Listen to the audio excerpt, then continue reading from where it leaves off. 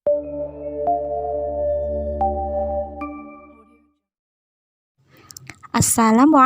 warahmatullahi wabarakatuh. Bertemu kembali bersama dengan Bu Alfi. Hari ini kita akan melanjutkan materi kita ya anak-anak ya. Masih di bab yang sama, yaitu tentang takhayul, bid'ah dan khurafat. Kita simak bersama ya. Baiklah anak-anak, hari ini kita akan mempelajari cara menghindari takhayul, bid'ah dan khurafat. Dalam Quran Surah Al-Kahfi ayat 110 yang berbunyi, "Faman kana yarju liqa'a rabbih fala ya'mal 'amalan shalihan wa la yusyrik bi'ibadati rabbih ahada." Yang artinya, barang siapa mengharap perjumpaan dengan Tuhannya, maka hendaklah ia mengerjakan amal yang sholih dan janganlah ia mempersekutukan suatu pun dalam beribadah kepada Tuhannya. Quran Surah Al-Kahfi ayat 110.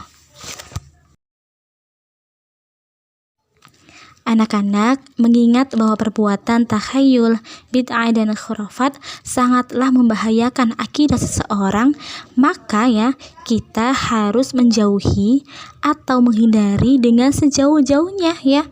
Perbuatan takhayul, bid'ah dan khurafat haruslah kita hindari, kita jauhi. Bagaimana caranya? Yang pertama, memahami maksud dari ibadah yang akan dilaksanakan. Maksudnya bagaimana? Anak-anak, orang-orang yang melakukan ibadah tentu ingin mendapatkan pahala dari Allah, bukan? Nah, dengan memahami maksud dari ibadah ini, maka seseorang tidak akan asal-asalan dalam melakukannya.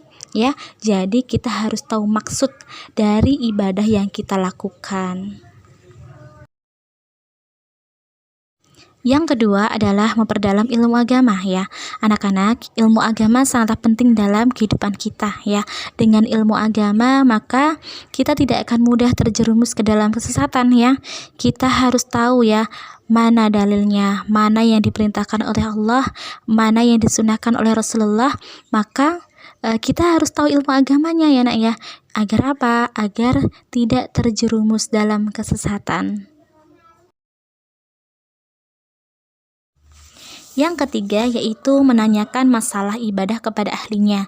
Maksudnya bagaimana ini Bu? Ya, apabila ya ada permasalahan yang berkaitan dengan ibadah, maka sebaiknya perlu mencari guru yang bisa memberikan solusi sesuai dengan petunjuk Al-Quran dan Al-Hadits ya. Misalnya seperti hukum fikih ya, tata cara sholat yang betul ya. Nah, untuk mencari tahu kebenarannya, maka kita harus bertanya kepada yang lebih tahu ya, yang lebih paham atau ahlinya. Agar apa? Agar kita tidak terjerumus ke dalam kesesatan atau melakukan ibadah dengan tuntunan atau cara yang salah ya. Kita tidak boleh mengikuti hawa nafsu kita atau ya ilmu yang kita tidak pahami. Begitu anak-anak. Yang keempat, tidak taklid ya. Taklid itu artinya apa? Ikut-ikutan. Jadi seseorang yang taklid yaitu orang yang hanya mengikuti orang-orang tertentu tanpa mengetahui apakah yang ia lakukan sudah sesuai dengan ajaran Islam atau belum. Jadi ketika kita hanya mengikuti tanpa mengetahui ya apakah itu benar atau salah sesuai dengan ajaran Islam, maka itu akan merugikan diri kita nak ya. Jadi kita tidak boleh menjadi seseorang yang mengikuti ya tanpa kita tahu itu benar atau salah. Begitu anak-anak. Anak-anak ya, berbicara tentang hikmah atau ibroh yang bisa kita ambil dari pelajaran kita hari ini ya. Pentingnya ilmu ya, bahwa ilmu adalah bahtera dalam kehidupan kita ya, seperti yang dikatakan oleh Ibnu Qayyim, tidak ada jenis keharaman yang lebih parah di sisi Allah melebihi berbicara atas nama Allah tanpa ilmu. dan lebih berat dosanya daripada tindakan ini.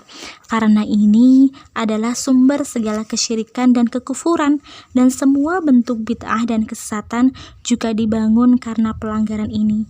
Semua bid'ah yang menyesatkan dalam agama asasnya adalah berbicara atas nama Allah tanpa ilmu.